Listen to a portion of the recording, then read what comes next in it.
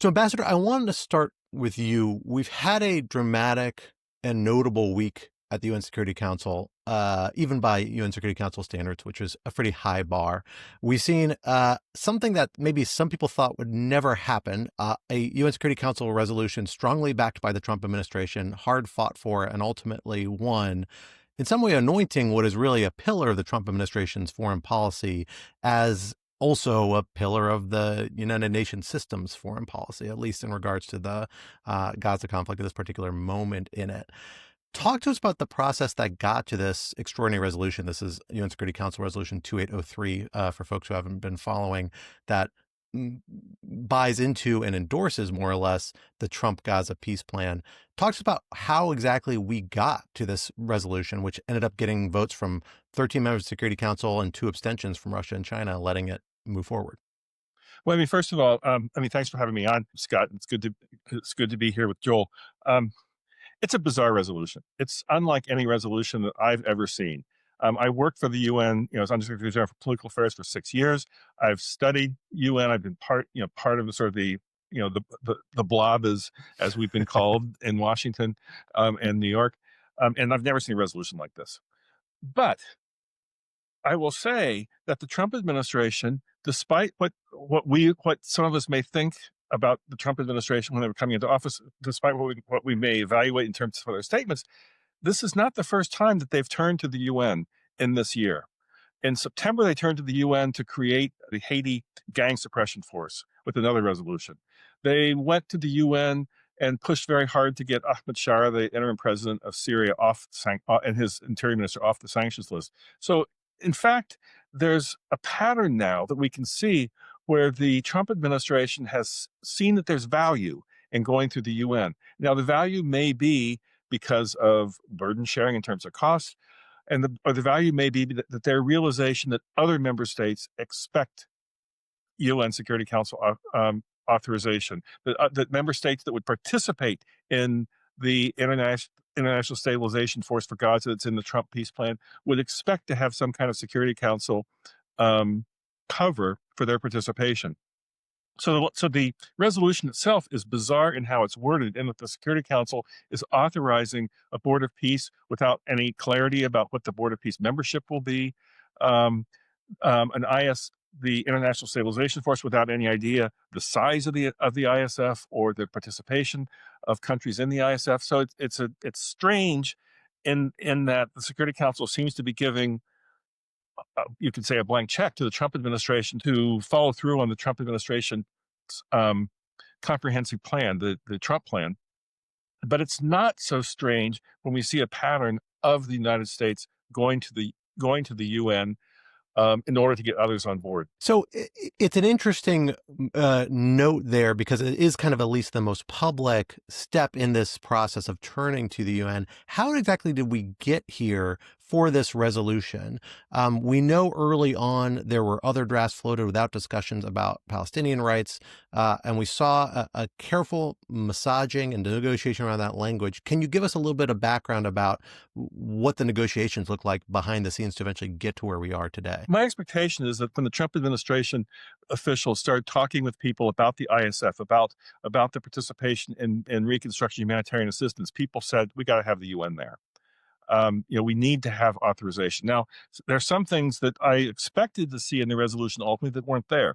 There's something called Chapter 7. Chapter 7 of the UN Charter is what's usually cited for enforcement missions. And the ISF, while it's not a UN mission, looks like it's supposed to be an enforcement mission, which would usually require Chapter 7 authorization, authorizing the use of lethal force. That's not there. Although some of the language, Chapter 7 like language is there, use all necessary measures. So I was kind of surprised that didn't get added. I would have thought countries like the UAE would have said, hey, if you want us there, you got to tell us explicitly Chapter 7. But I would imagine that what happened is, as officials in the Trump administration looked at how to take that 20-point plan from October and implement it, they came to the realization that member states are going to expect the UN. That 20-point plan itself is fairly vague. It has each of those 20 points can have a whole book written under each of those 20 points to try to fill it out. So you've got a vague resolution that refers back to a vague 20-point plan with the details still to be worked out. And the Security Council said, go ahead. So, Joel, let me turn to you on some of that political context. Mhm. How essential do we get a sense about UN Security Council imprimatur was to some of the parties that we expect to participate in this arrangement? We know the UAE, a couple other regional governments are expected to play a major role. Mohammed bin Salman talked about as potential member of the Board of Peace and the other organizing bodies. But of course, we've heard other governments might be involved, particularly in the ISF contingent. I think Indonesia and Pakistan have been mentioned in the past few weeks.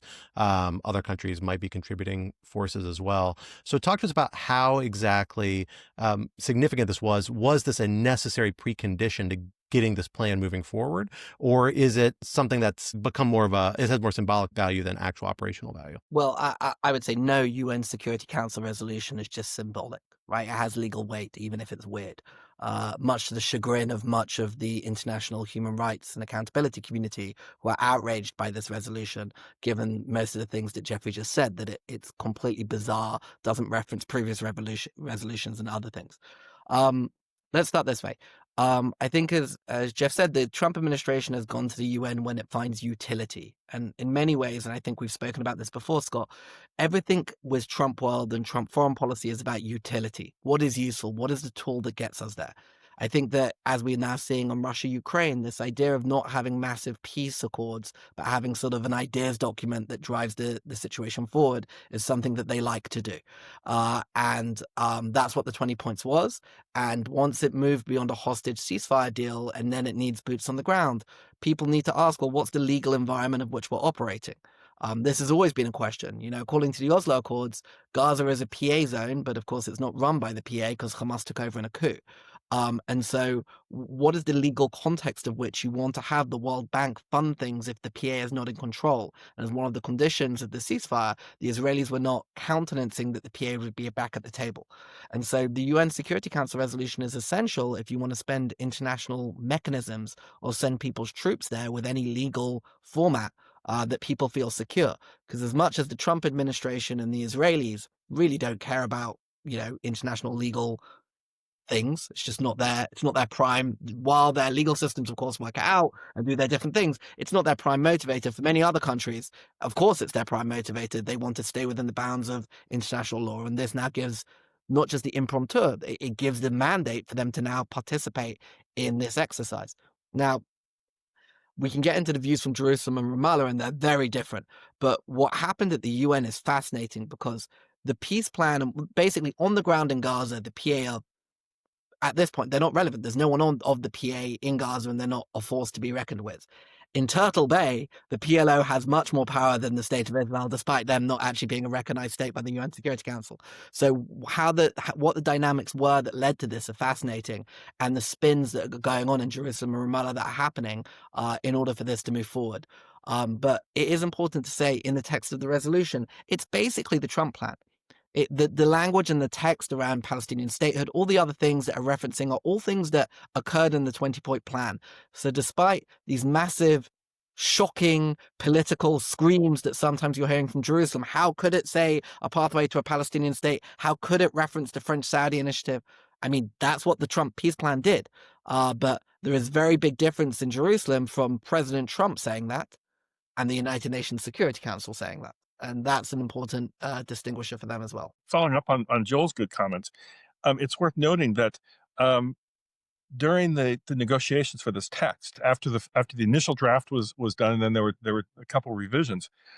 Algeria was quite opposed. Algeria is sort of a revolutionary country. Right. Prides itself on its sort of its revolutionary past, and it's also the site where Yasser Arafat in 1988 declared the Palestinian state in Algiers. And so Algeria was representing the Arab group, was opposed to this despite all the other Arab countries that Trump mentioned being in support of it. It was the PLO office in New York coming out in support of this resolution that got Algeria on board. And as Joel and I were discussing just before you came on, it also contributed, I think, to the Chinese and Russians deciding to abstain rather than veto. Once the Arab group, and particularly the PLO, were on board, it would have been very hard for China and Russia, who were trying to enhance their relationship, particularly with the Gulf countries, to then go against it. So the PLO office, as Joel said, was key to the passage of this resolution, in my view. So let's dig into why. Because like it's fascinating that how, but why, right? Why would the Palestinians do this? Because for many of the international legal community, if they've just been declared a state by France and the UK, why then do you now have a resolution that puts a pathway to statehood subject to different conditionality of something they've already recognized, something that is where Jerusalem is filing solace? So let's start with Ramallah, with your permission, Scott and Jeff, and then we can go to Jerusalem. So the Palestinians, especially in Ramallah, have been struggling to get the Trump administration to articulate a West Bank policy. On Gaza, we know that they wanted the ceasefire, but it seems like, and has been, that their entire perspective towards the West Bank has been in the context of Gaza. Even when it comes to settler violence, which now Huckabee today, Ambassador Huckabee said is terrorism, he says it's a minority function, that when Marco Rubio was asked about it, Secretary of State Rubio, he said, this could upset the Gaza ceasefire. So everything about what was going on in the West Bank was subject to what it was doing in Gaza. So Ramallah was really trying to look, just like at the UN, how could we be relevant to the Trump administration? Now, one thing that we've spoken about a lot on this podcast is prisoner payments. They had like a hiccup on their implementation. It was big reported 2 weeks ago. They fired the finance minister of the PA. They've tried to get back on track to demonstrate they're an investable property, and that, Riyadh, who has been backing Ramallah pretty heavily, that there's something to talk about. But the Trump administration needed Ramallah on this. Okay, they needed Ramallah in order to get the PLO office in New York to bless this, for this to be able to move forward. And I think that what Ramallah made the decision of was like, look, we want to be relevant to the Trump administration. We can't spend another 3 years on the outside being smacked around with this Israeli government. And for the first time, we've got the whole region dedicated about putting the Palestinian issue back on the agenda. We can't be the ones why this doesn't work if the rest of the region's on board. So I think having the Saudis, the Qataris, the Turks, the Egyptians, all of the endorsers of the deal pushing this puts Ramallah in a difficult position. They didn't want to be it. And they saw a political advantage. They said, look, if we're endorsing this and Hamas is opposing it, which they are, okay, Hamas has come out publicly and opposed it, we look like we are the positive actors and the region will endorse us, and Hamas are the negative actors. Now, publicly, it seems that the Witkoff Hamas meeting that was supposed to take place in Istanbul was cancelled. Why was it cancelled? Rumored Israeli pressure, whatever. I'm sure that others were like, if Hamas is opposing you publicly and Ramallah is welcoming you publicly, why would you let the mediators deal with Hamas? Why don't you deal more with Ramallah? So Ramallah saw a chance to take a march on Hamas, and what a very rare win for Ramallah, it's publicly popular on the ground, because Palestinians don't want to see the war continue. And as much as they don't trust Trump vis-a-vis their interests versus the Israelis, they see him as a very effective mediator. And they saw that Trump managed to restrain Israeli action and stop the war. And if it requires them to accept this UN resolution, not only to keep the war being stopped and not giving an Israeli an excuse, to sideline their political opponents in Hamas, and to build relevancy in DC while also getting wins from the region by doing so, seems like a win-win-win, because otherwise they could have stood on their laurels and say, no, these are our rights and stuff, but the region and the world would have passed them by. And I think that they felt like at this point that there's no utility in that, and there actually is a way to try and build branches to Trump world. But it is a big change for the PA. The PA's entire traditional strategy, I'll finish off the comment here and then pass back over to you, Jeff, has always been international law, moral authority, legal authority. And even if that means power politics on the ground, it doesn't matter. They made the strategic decision, which is controversial, especially with the international diaspora, to sacrifice some of that by supporting this in order to get real on the ground victories for themselves. Now the question will be, will their regional allies and their own reforms enable them to build a West Bank policy with DC that enables them to overcome some of the challenges they're having with Jerusalem? I'll go back over to Jeff and then happy to talk about the Jerusalem view. Joel, that fascinating, and I agree with your analysis, which is much deeper than my own would have been. But Scott, it's worth pointing out that the PLO supported this, that Ramallah supported this, despite the fact that there's even a little poison pill in the resolution where it talks about, the Board of Peace will oversee basically everything. The ill-defined Board of Peace will oversee everything, but there will be a group of technocratic Palestinians that might do the day-to-day governance, service delivery, things like that. And it says Palestinians from the Strip. Now that was, I think, intentionally put in there as a sop to Netanyahu and his cabinet to say it's not Ramallah that's coming in. We're not giving this to the PA right now. We're not giving this to the PLO because it's Palestinians from the Strip. But it basically, um, if you follow the letter of the resolution, means that people who have experience in Europe, in the Gulf, who are Palestinians who happen to be from Tulkarm, like Salam Fayyad, would not be able to participate in this, because of the wording. So, like, who counts as from the strip? Ironic, there are PA ministers from Gaza, right? And so the question of the dotted line between the technical board and the PA still needs to be worked out. But I think that for the Trump administration, they didn't want to negotiate the particulars at the UN, right? They knew that's not a strong place, but they know they needed this in order to actually have a serious conversation with other countries about how to move this forward. So the PA got out of the way as a speed bump for them, a very big gift that the PA gave the administration. I think that them and their regional allies will now want to see, that they're taken more seriously because they were not the fly in the ointment here where they could have been. And I think that they made a strategic decision not to be and to actually get on board, which is interesting. And to steal a march, as I said, domestically, build relationships with Washington, further their relationships in the region.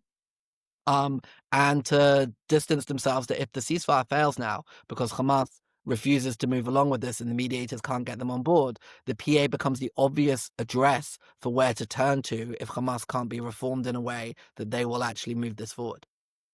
So I want to come back to the Jerusalem view, some of the regional reactions and implications. But before we do that, I want to spend a little time on the technical terms of the UNSCR itself and what exactly it means. Because, of course, this is taking a U.S. proposal, which did not expressly implicate the UN system at all, and bringing it into the UN system to some degree. Although, to what degree, I think is a question I want to put to you, Ambassador. What does this mean in terms of particularly the Board of Peace and the ISF? To what extent are these integrated with the UN system? Or is this really, as it says for the Board of Peace, a welcoming, a kind of casual endorsement? We don't see things that we've seen in prior things, like a express grant of, like you said, Chapter 7 authorization for the use of force. We don't have in here even express grant of privileges and immunities. It says you'll have authority to negotiate privileges and immunities, but doesn't actually expressly give any for any involved personnel. And it's not clear the UN role, what the UN role is going to be exactly in the Board of Peace, at least by my reading, or whether it's going to have a substantive role versus more of kind of an observer participatory role. So talk to us about our sense about how both those two key elements, the Board of Peace, International Stabilization Force it's supposed to establish, are likely to interact with the UN system moving forward under this resolution. Well, Scott, it's worth noting that in the first draft of the resolution, there was no reporting requirements at all to the Security Council. Right. The proposal was we authorize this up until December 31st, 2027, which is a long mandate by UN standards. Many mandates are only 6 months, but most are every year, and with no reporting requirements to the Security Council whatsoever. So now there are reporting requirements. The Board of Peace is supposed to submit every 6 months a report to the Security Council, but that's a very tenuous oversight mechanism for the Security Council. It's not the Board of Peace and the International Stabilization Force do not rely on UN assessed contributions. So there's not a budgetary oversight that the UN would have. There's some passing references to international law, including international humanitarian law, in the resolution, but there's no sort of set accountability or even specific reporting requirements. Most resolutions that authorize a UN peacekeeping force, for example, would say you must report on blah blah blah. There's none of that in this resolution. These are not UN entities that were authorized by the Security Council. They're not relying on UN funding. And all they have to do is give a report every 6 months. There are references to the UN in terms of humanitarian delivery, but it would be under the Board of Peace oversight. So if you have UN entities that have been delivering humanitarian assistance or trying to deliver humanitarian assistance throughout the war, one wonders what their relationship is to the Board of Peace, because you could read the resolution saying the Board of Peace now has authority over how these humanitarian deliveries that the UN has been doing will be managed in the future. So it's really a very tenuous relationship with the Security Council and the United Nations. But I think that the members of the Security Council ultimately decided that if you don't back this, then the Security Council becomes irrelevant. It's sort of the same argument about Ramallah. This isn't that probably a lot of legal offices and the Security Council capitals looked at this resolution, uh, you know, um, askance, but decided that it's better to support it rather than put themselves in the category of being spoilers, of possibly risking the war breaking out again, and of getting on the wrong side of Trump. So I want to pick that up, Scott, and sort of move it to sort of the Jerusalem view. So I think that building up of what Jeff just said, that you can see this in two very different veins. Okay. And it depends about where you start. Traditionally, if you look at Trump one, right, the main point of a lot of their foreign policy in the region, as evidenced through the Abraham Accords, was integration of Israel into the region. Okay, that was the whole aim, and that was the driving force. And you'd argue that continued to Biden, even when you listen to Secretary of State Blinken or you listen to Jake Sullivan, the former national security advisor. All of their ceasefire arrangements were trying to restart normalization with Saudi Arabia. Okay, that was like part of the cadence of the whole aspiration of what they were trying to do. I think we've seen an inversion, especially over the past 3 months of the Trump administration, even if it's not a public strategy, but how the region sees it. I think they see this board of peace, and the reason I would say that they were willing to ignore their legal challenges and to move forward, as they see this as a restraining of Israeli action in the region, rather than its integration. We've seen Saudi and Turkey and Qatar all get massive diplomatic and security wins from the US, all in some way to sort of just being like, we don't care about Israel's QME, its qualified military edge. This is irrelevant to us. These are allies who are helping us with problems. And, if they want to have weapons, that's fine. And we'll sell them weapons. They want to be a major NATO, a major non-NATO ally. You can be that.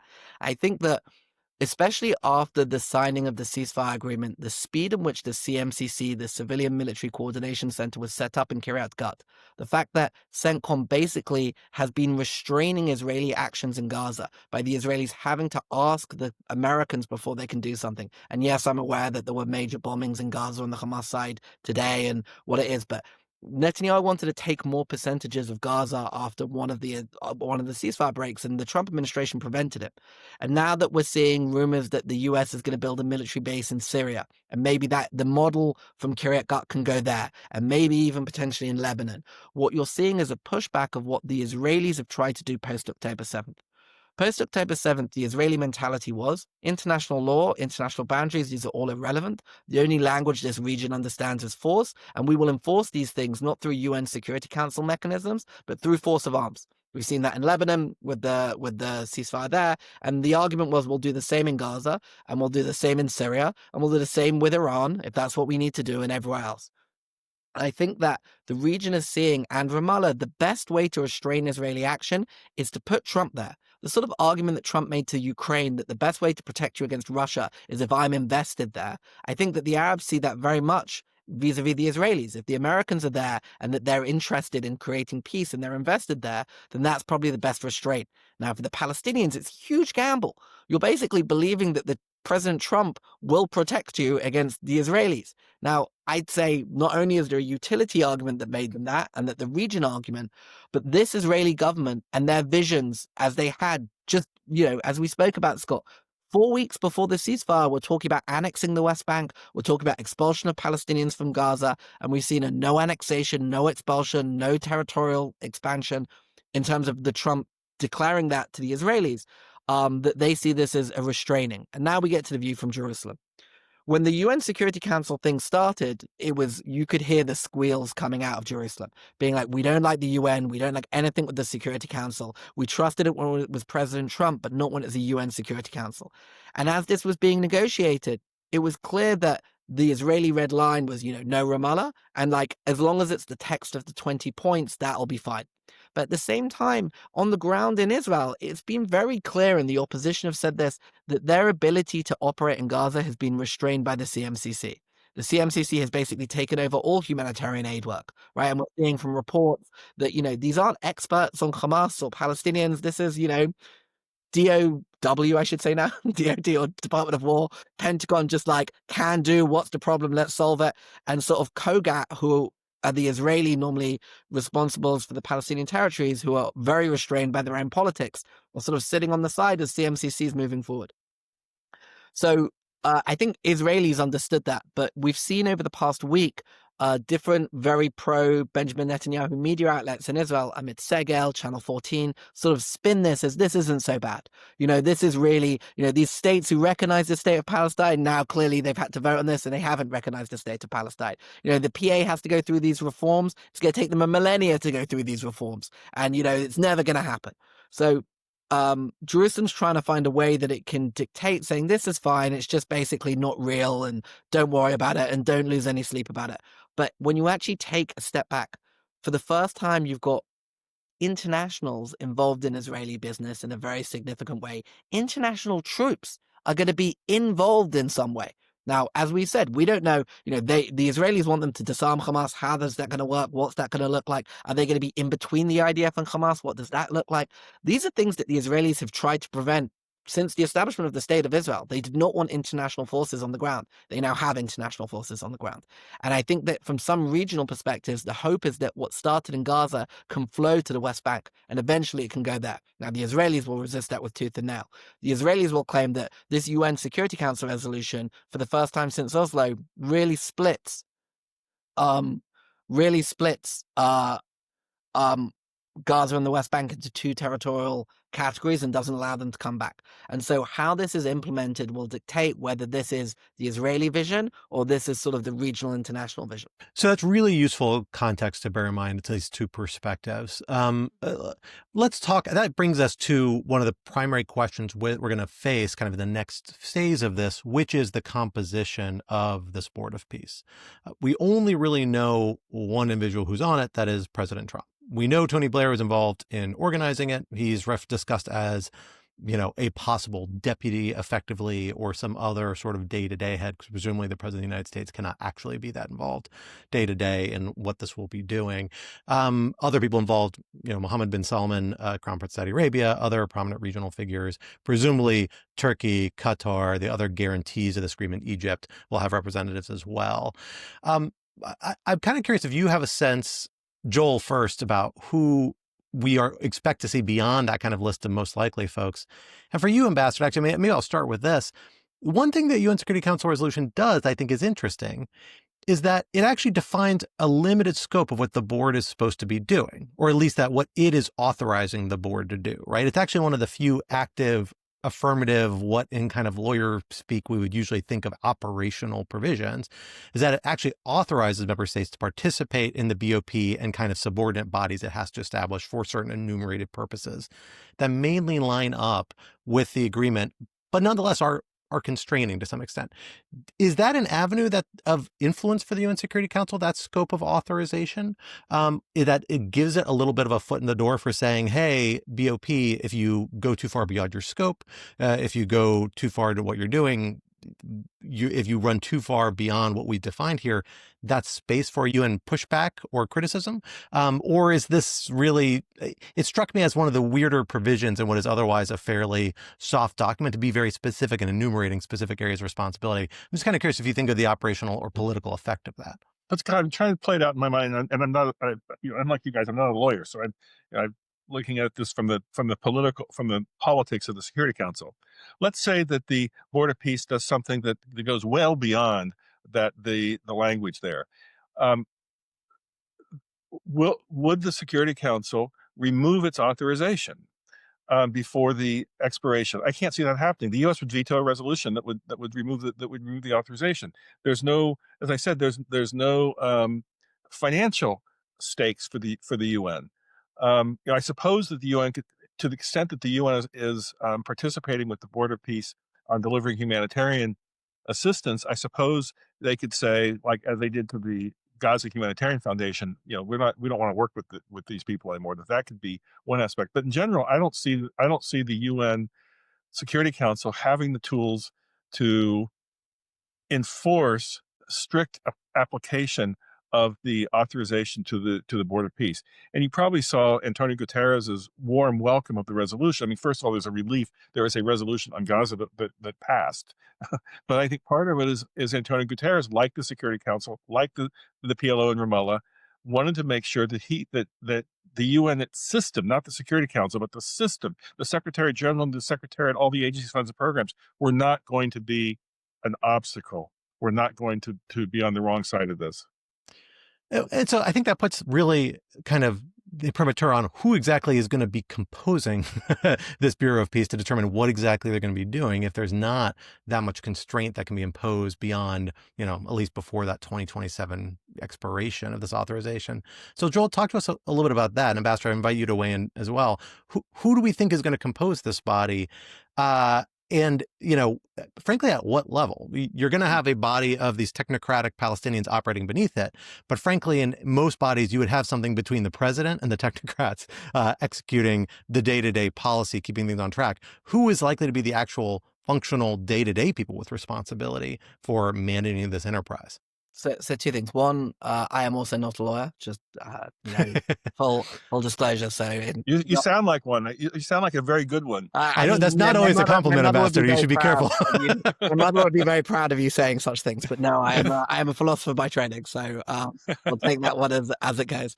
Okay. So all we have, Scott, are two things. We have President Trump's statements where he said, I think it was yesterday, lots of world leaders want to be on this board of peace and everything else. So I think we're looking at world leaders. You said Turkey would be on this board. I think the Israelis would have a heart attack if President Erdogan was on the board of peace. And yet, this is the point.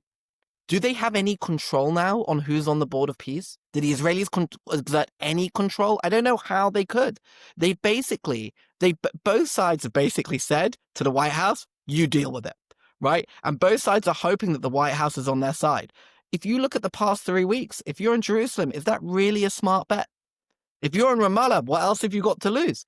So who's on the board of peace? It is completely in the hands of President Donald J. Trump. And I'll say something else that I said to Jeff beforehand and something that I've looked at in my non-legal sense.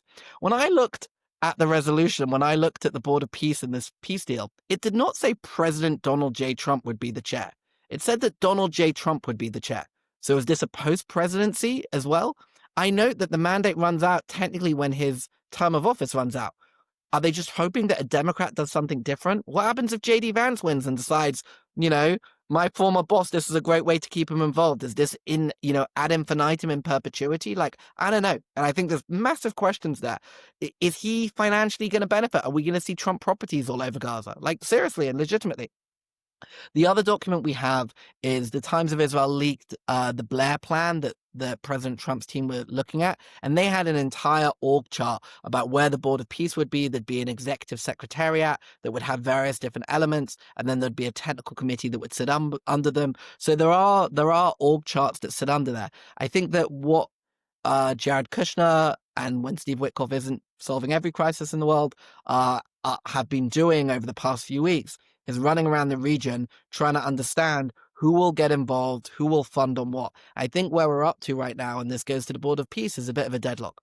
The UN Council resolution was essential if you wanted anyone but Qatari money to be funding anywhere in Gaza. So you've now created a mechanism that it doesn't just need to be Qatari money, which is good from the Israelis' perspective and from the region who doesn't want to see Qatar just dominate this space. The second piece is, will Hamas agree to disarm? At the moment, they've said no. So the mediators are now going to have to push about what does disarmament look like. Now, in the Board of Peace resolution, in the ISF, and in the ceasefire, the Israelis got in there. There needs to be milestones and timetables and everything else. And the Israeli expectation is that the ISF will do this disarmament. And if they don't, then the ceasefire's off and the Israelis go back to war. Can Hamas get away with some level of symbolic disarmament? Do they take their offensive weapons out and that's enough for the Americans? Who gets to say it's enough? And it seems it's going to be this Board of Peace. Now, again, if the Board of Peace is stacked full of guarantors of the agreement and regional actors who want to see Gaza they want to see this stopped and do not have the same interests as the state of Israel in terms of their risk assessment, the level of disarmament necessary, I would argue, would be less than if this was just the Israelis making the call. The only two countries that are called out that need to be consulted with are Israel and Egypt, because they border these and that whatever happens on the ISF needs to be coordinated with them. So at the moment, we've got Gaza split into two. I can't imagine, unless there's one single governance construct, that you're going to see anyone outside of the Qataris willing to fund in just the American-Israeli side of Gaza if that's being run by the IDF. I can't imagine that's going to happen. And I don't see us as taxpayers in the US, I don't see Congress giving the administration the resources to do that. One of the only places that Congress can actually play a role, because it's something that the administration would want to spend on. So the Hamas disarmament now becomes the major question. And I think that as Kushner ran around the region, there was a question of what is this going to look like, who's going to fund, and how are you going to get involved? I think that Hamas at the same time has been reconstituting its power on its side of Gaza. And we've had this whole issue of the 200 Hamas members in the tunnel. And I'll finish this answer off with this, because it's very indicative of what's going to happen. You had 200 Hamas, it seems, militants in a tunnel, and they were on the Israeli side. And so there was a whole negotiation about how could you get them out, or do they have to surrender? Do they have to surrender to the Israelis? Do they have to give up their weapons? Could they be given third-party transfer? The Turks clearly got involved and got Hadar Golden's body back as part of at least the beginning of the opening of negotiation, which was a very big deal in Israel. So now a lot of the guarantors, they gave back the body. The guarantee was that if they give up their arms, they can go and they have amnesty. The Israelis are like, no. And that this is now the test case for the ceasefire. You have 200 people on the Israeli side. What is necessary? If they agree to exile, which country is going to take them? And at the moment, there haven't been any takers to who's going to take them. So these are now very practical details that everyone kicked to the long grass. We'll deal with it, as everyone deals with the Board of Peace. Now it comes down to what happens in Khan Yunis. Now it comes down to what's happening in Deir al-Balah. It's not about palaces in Dubai and in Riyadh and everywhere else. It's now about the real difficulty of people who have survived an atrocity, right? And now as they're trying to rebuild their lives, how's that going to work? And the last thing I'll say on this, outside of disarmament, all of this mythology that people are going to move to these mega cities in Rafah when they're originally from Gaza City. I mean, that's not how Gazans work. Gazans are from particular areas and have particular property rights, especially those who chose not to leave and decided to stay on their land. They're not just going to give up their land rights to move somewhere else. And so now as the rubber hits the road and how this is going to work, it's going to become extremely complicated. And again, the Board of Peace is now legally responsible for that piece of territory. That is not the state of Israel, that is not the state of Palestine, and that is not Egypt. It is this new entity, and who staffs it, if it is regional actors, will diminish and dilute the Israeli ability to affect it, and will only have the American chairmanship as the hope that will hold their equities in there. It's a fascinating structure, and I would note just one oddness that jumps out here is it's actually almost a three-tiered structure of leadership, because you have both the Board of Peace, but in terms of defining the benchmarks for IDF withdrawal and other key aspects of the implementing agreement, the BOP actually doesn't clearly itself actually have a role in that. That's actually agreed to by the ISF, the IDF, the Israelis, the United States, and then the guarantors. So, which is never actually clearly defined anywhere, but presumably the 4 states that are involved in you tell me enumerating the agreement. The Turks and the Israelis are going to come to an agreement on what those milestones look like. It's just an absurdity. So, but practically, the Americans are going to run the ISF, even if it's not their troops on the ground. It'll be them in command. Because the same ambiguity is on the Palestinian reform package. The Palestinians are supposed to comprehensively reform, but it's not clear in the resolution who decides. Exactly. Okay, the PA's reformed enough, and the reconstruction started. Now the PA can go back to Gaza. Now the reforms, and are we taking a reformed new Palestinian society in Gaza and implementing that in the West Bank? Or are we taking West Bank standards and putting that into Gaza? When you're Israeli, the 3 things you care about most are prisoner payments, education, and incitement, sort of media incitement, right? But do they really care about health standards? Do they truly care about building codes that Ramallah's been pushing in their area A? No. So are there places that you could import? And we've already seen this on Rafah. The agreement said that we're going to use the same agreement that was in January. The January agreement about Rafah was EU ban with basically non-identified PA officials on the border stamping passports saying that this is still a sovereign entrance into Palestinian territory.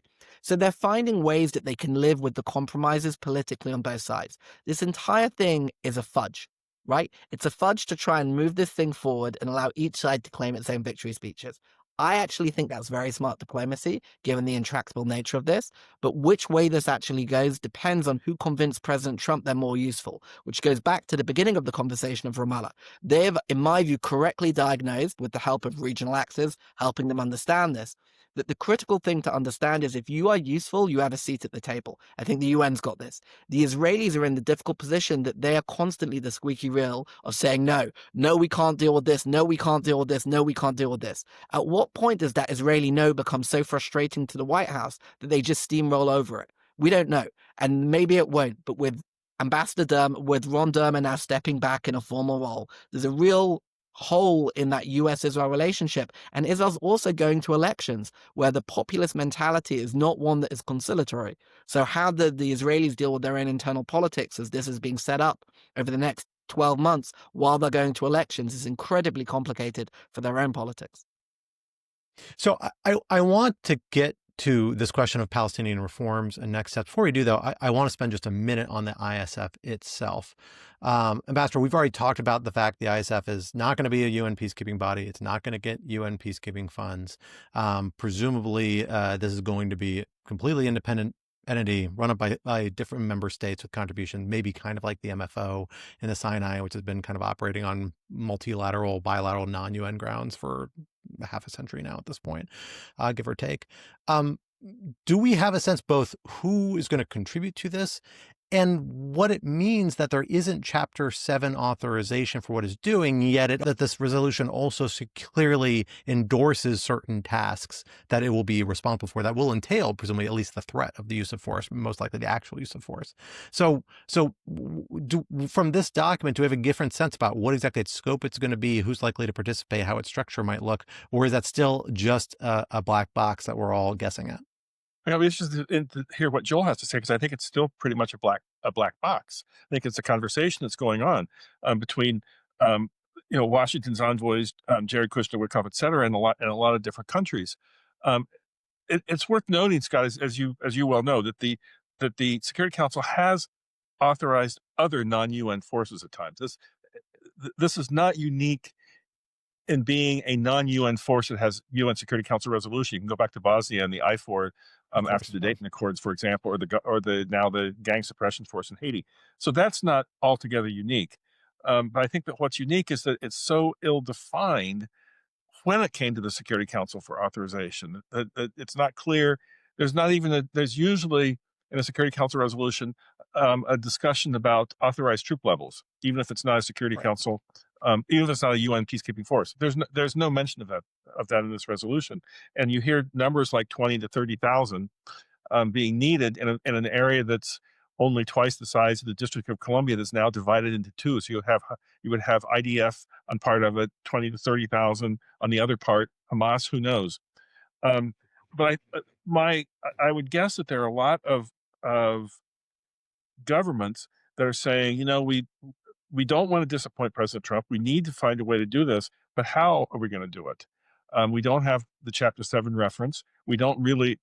Hamas has opposed this. We don't know, as Joel mentioned earlier, whether there's going to be renewed IDF conflict when we get stuck between the IDF and Hamas. I mean, if Israel couldn't demilitarize Hamas with all of the methods that Israel has used over the past 2 years, how would the ISF be able to demilitarize Hamas, decommission all the weapons without some kind of agreement with Hamas? I think that the countries that would be most interested are the most likely candidate countries would be countries that would believe that they have the type of relationship with Hamas that they would be able to come up with a method short of using lethal force to have some kind of disarmament. And that'd be countries like Turkey and Qatar, which are going to be anathema to Israel. The Israelis have already banned the Turks from submitting troops. They said no. So the Turks' position is like, fine, we can't guarantee the agreement. You don't want to, and I think that they've said that to the Americans, and the Americans are like, that's pretty logical. And then said to the Israelis, well, what do you want to do now? I mean, the Indonesians have publicly pledged 20,000 troops. They said that in their UNGA speech. I don't think Indonesians speak Arabic, or if they do, I don't think it's colloquial Palestinian Arabic. And, the President Trump keeps talking about the Grand Field Marshal of Pakistan. So I'm assuming that the Pakistanis have made some level of commitment. But I don't know what that looks like. Although Pakistan has also said that they thought it should be blue helmets, that they expected it to be blue yeah. helmets. Yeah. So I don't know what that looks like. Look, my most likely scenario of what will probably happen in the end, right, is you will have ISF on the border, not in the towns. I can't imagine. Now, whether that's on the yellow border where Israel currently is, and then it slowly moves backwards, or whether that starts on the bigger border, I'm not sure. I think that probably it depends on if they can get funders to fund in the Israeli side of Gaza if there isn't an agreement with Hamas.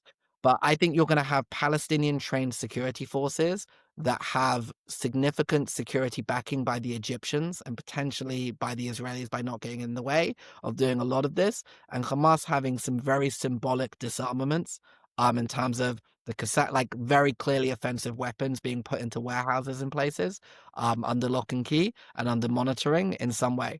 But for all of that to happen, and Jeffrey, the argument is that Hamas agreed to this. This was the 20-point plan they agreed to. Now, President Trump saying that Hamas agreed, even though they had only agreed to the first 7 points of his 20-point plan and not the other 20, is part of the problem. And Hamas's rejection of this, right now, the mediators are going to have to get onto them and just be like, you've got to find a way to live with this and find a way.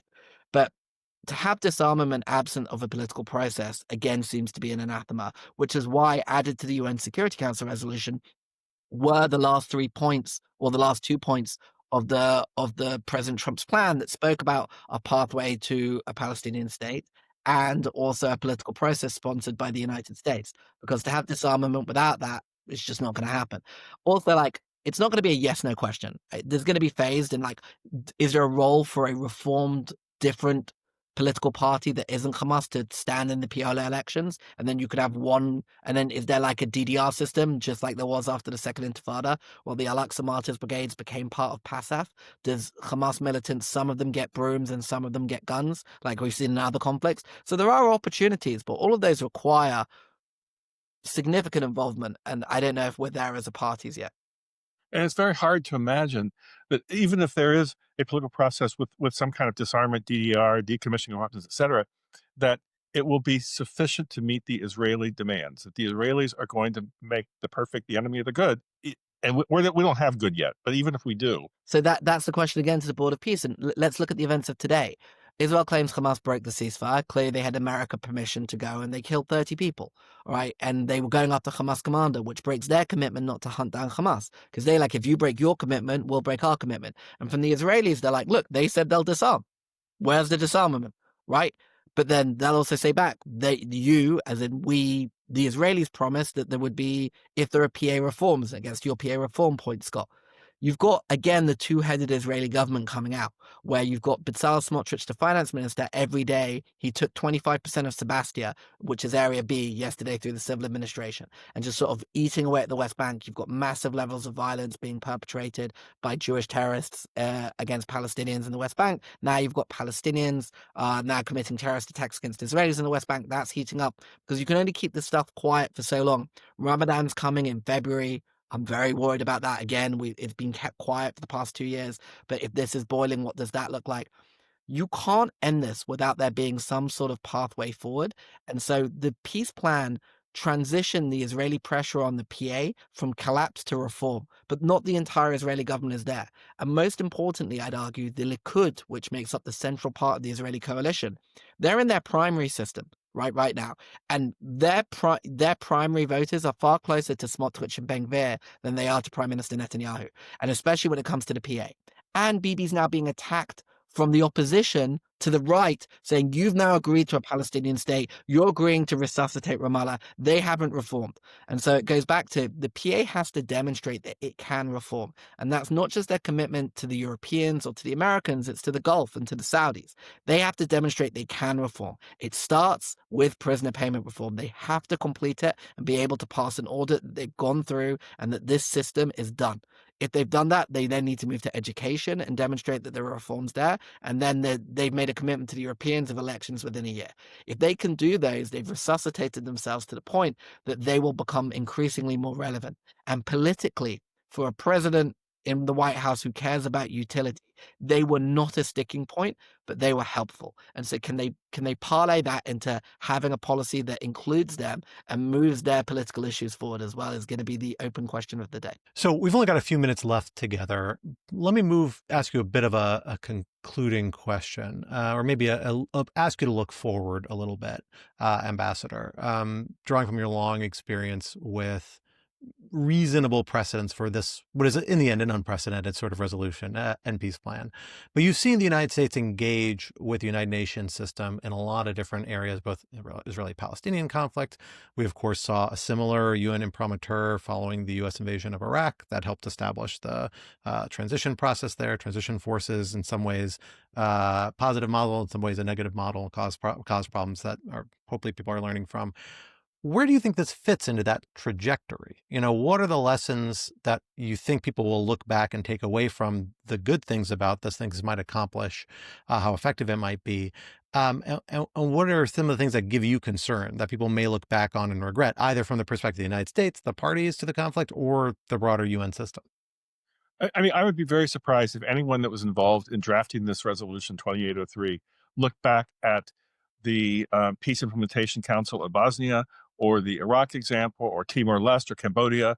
That even though there's been other examples of UN Security Council authorizing sort of governing institutions, transitional governing institutions, be they UN or be they non-UN, I doubt that this resolution was rooted in any of that experience. I would be very surprised if anyone looked at any of that. This probably anyway. But what concerns me is I don't think we have much time for this to work. The example that Joel gave of what happened today is shows the risk. We look at what's happening in Lebanon, where the Israelis are impatient with the disarmament of Hezbollah, and they're increasing their strikes in Lebanon. I think that if the Board of Peace and the International Stabilization Force, whatever we may think of the legal mandate behind them, if they don't get started on that, what Joel described as restraint, we're going to be back to war. And so I worry that there's I hope that there is more going on in terms of implementation, in terms of building the structures to make this work, than is apparent to me from the outside. And Joel, let me turn to you and put a little bit different political context and regional context, and that is the broader arc of the Israeli-Palestinian conflict that you know better than just about anyone. This is a notable document, right? Like the peace plan itself, we have seen, at least the way I posit it in a piece that I've gotten a lot of criticism for Brookings a couple weeks ago, it kind of brought the two-state solution back from the dead from a U.S. policy perspective. Mm-hmm. All of a sudden, in a version of the two-state solution is a bipartisan point of U.S. foreign policy of some sort, or something like the two-state solution. How meaningful is that likely to prove? The Palestinians are making a big bet here, saying, by getting what is a, weaker, but nonetheless, bipartisan, ideologically departure endorsement from the Trump administration, by having the Trump administration say, yeah, we see and are working towards a path towards greater Palestinian autonomy and self-determination in statehood form or otherwise. They see that as a big win.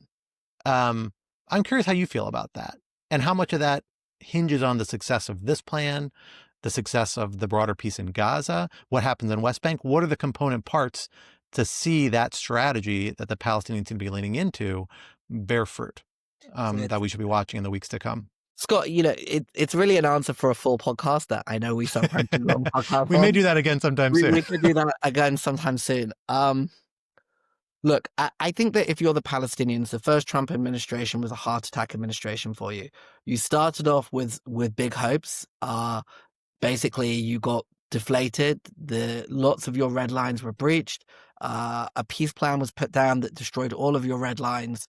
You became a party of no. The region abandoned you. The Saudis broke off relationships with you, and the region normalized relations with the state of Israel. You then went through the Biden administration, where they couldn't even get the consulate reopened to you in Jerusalem. And despite many promises and pledges, nothing really happened. You had sort of an Aqaba Sham process that on paper was supposed to build some relations between you and the Israelis, but never was implemented. And I think that President Abbas during that time made the decision that there's really no point in dealing with the state of Israel, or at least under this government. There's nothing to talk about, and sort of went and said, I'll rebuild my relationships with the Abraham Accord countries, which he successfully did with Morocco and the UAE, and especially with the Saudis. And what I want in return is irreversible steps towards statehood. And in many ways, he cashed that shit out in the Saudi-French initiative, where he convinced the Saudis and the French that the response to the Gaza war, which really was a stress test to everyone of what happens if you ignore this conflict for too long, and it's just impossible given the peculiarities of this particular conflict. He cashed that shit out on the Saudi-French initiative, where he received 9 recognitions, including 2 UN Security Council permanent members, and there was no annexation that was in response, despite the fact that the Israelis promised a response. There wasn't, because, you know, the Americans that were convinced by their regional allies that that wasn't relevant. So now President Abbas looks at where he's got up to, knowing that there's no one really to speak to in Jerusalem, that the region wants this conflict to move on. The region wants to move on. He's got his recognitions that lock in the state of Palestine within multiple different Western capitals, that he's made sure that the Israelis can't annex them out of existence. And now asks himself, well, now what? Right now, you know, in the twilight of my presidency, what is it that I should be doing? You know, I'm 90 years old. I think that whereas the Palestinians have always had this inverse power dynamic, that internationally, the streets of the West and in the academy, and the international legal community, and at the ICC and at the ICJ, there's huge amounts of support for their cause and really sort of eating the Israelis' lunch. On a power dynamic, when it comes to the actual implementation, there's this feeling like no one's going to stop the Israelis anyway, and the Israelis will burn down all international law to prevent it from happening anyway. I think that in Ramallah, they basically made the decision that we've gone as far as we can on an internationalization strategy. We actually did very well.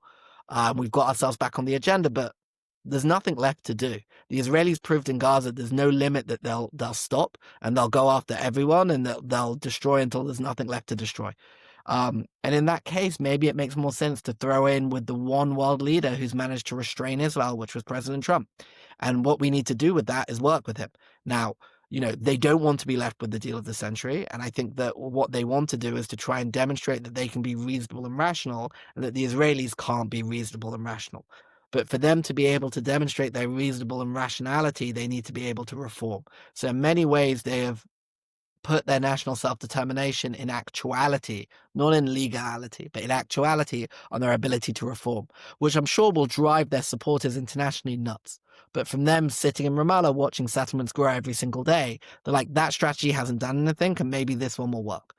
Will it is the big question, because you are sacrificing something that you truly controlled, which was your moral authority and legal authority, in order to get into the role of, can we now trust world powers to restrain Israeli action and to help us actually get somewhere better than where our population has been? And if you know, all of these sort of man on the street, if you're someone in Ramallah, or you're someone in Hebron, or you're someone in Nablus, or you're someone in Gaza, you want to see the Israeli killing stop and for your dignity and rights to improve. Will it now will this now be a pathway for that to actually move forward? And it's a big question, and it's a huge gamble. But I think that if we don't want to see a return to just utter violence, we're going to need to hope that this gamble works and work towards it. And in many ways, President Trump, through this Board of Peace, takes on this mantle to do it. Now, do you trust it? I don't know. I don't know how anyone could be certain. And I would argue, I don't know how you could be certain in one way or the other. President Trump has demonstrated a complete bucking of all orthodoxies when it comes to US foreign policy, and basically global international policy in terms of what he did at the UN Security Council. So the Palestinians have decided to change their tactics. Will it work? I mean, Hamas had been continuing down a path of violent resistance, as we saw on October 7th, and we saw what the conclusion of that was. The Israelis can be not just systemically, but acutely far more violent than you can be, right? And you can scream at the world to make them stop, and this is what they've got. But if you turn back to violence, the Trump administration will allow the Israelis to do whatever they want. So that pathway has been shut off. The international legal discourse sort of reached a point where if the US doesn't care about international law, and the Russians clearly don't care about international law, and you've lost 2 members of the UN Security Council, you can hurt the Israelis internationally, but domestically they'll continue to destroy you. So then the question is, what's left? To sort of throw yourself on the good graces of the Trump administration and hope that works. Hope isn't a strategy, but I think it's more than just hope. I'd say, Scott, if this was just a Ramallah strategy and the rest of the region wasn't with them, it would be incredibly stupid and very risky, because the PA and the Palestinians, just given their standing in Washington, don't have the heft to move this themselves.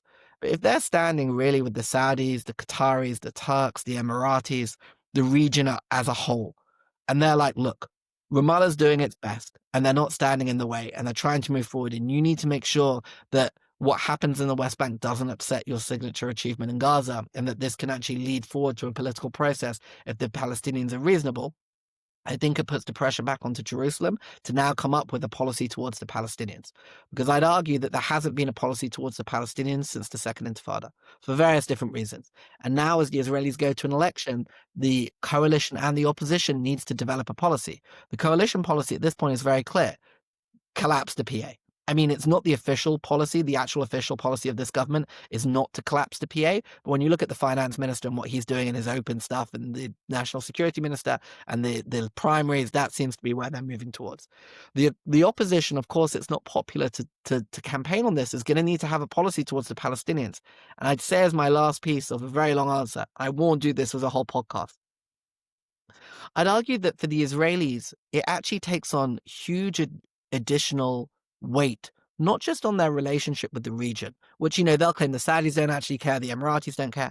I'd actually claim it takes on huge weight with their now bilateral relationship with the United States. I think that we know that the Democrats are going through a complete revolution vis-a-vis their relationship with the state of Israel. And I'd claim that post-Trump MAGA world is also going through an equal revolution. And we don't know where it's gonna land. Okay, as this relationship moves from a values relationships to an interest relationship, what interest does the Israelis share with America that they could offer vis-a-vis the region? And how long can they continue to maybe just be an irritant if they're trying to dominate the region at the expense of other US allies like Saudi and Turkey? Like, can they find a way to coexist and co-do that? And that requires them to have a policy towards the Palestinians so that they can say what they are for when they speak to Democrats and when they speak to whether it's America First or whatever becomes the new Republican ideology. What are they for when it comes to the Palestinians? Because again, something we spoke about before President Trump was inaugurated, but after he was elected. The Israeli right has misread the American right very badly. I think that they have assumed that they were anti-Palestinian, they were fine with expulsion and everything else. I think that the American right were no lovers of the PA or like Palestinian nationalism, but were not Israeli supremacists. They weren't Jewish supremacists. The nativist right is not Jewish supremacist, it's white supremacist, right? And so I think that's been a big misreading, not just in America, but also in Italy, where you've got a right-wing prime minister who is increasingly becoming more pro-Palestinian by the day, and elsewhere. And so I think that as the Israelis reconstitute their analysis, the need for them to have a policy towards the Palestinians becomes important, not just for their regional relationships, but for their most important relationship vis-a-vis the United States. Because as every other country in the world has tried to lessen their level of dependency on the US when President Trump came in, knowing that everything is tradable, the Israelis upped their level of dependency, as we've seen with the Board of Peace and everything else. So they are now stuck with significant more American intervention in literally their backyard. And now they need to be able to articulate a policy that they can sell to their population, because without that, they're adrift. And them being adrift by themselves can very quickly transform into a real position of weakness in the region, where the region chooses to move on with US support and the Israelis are stuck where they are. And I think that's really the challenge moving forward. Well, there's lots more to dissect there. I think we'll have to say that for that next podcast. For the time being, Ambassador Feltman, Joel, thank you for joining us here today on the Lawfare podcast. Thanks so much, Scott. Scott, Joel, it's great to be part of this. Thank you for inviting me.